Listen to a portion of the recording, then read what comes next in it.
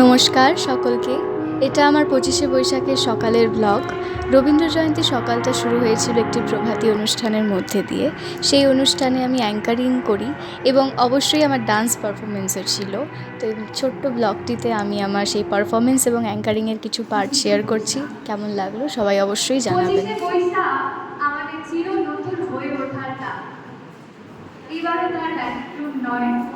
আমরা কবিগুরুর প্রতি শ্রদ্ধা নিবেদন করতে চলেছি সূর্যনগর প্রেস চ্যাম্পিয়নের পক্ষ থেকে এক সংক্ষিপ্ত প্রভাতী অনুষ্ঠানের মধ্যে দিয়ে তার রচিত বিভিন্ন সৃষ্টিকর্ম।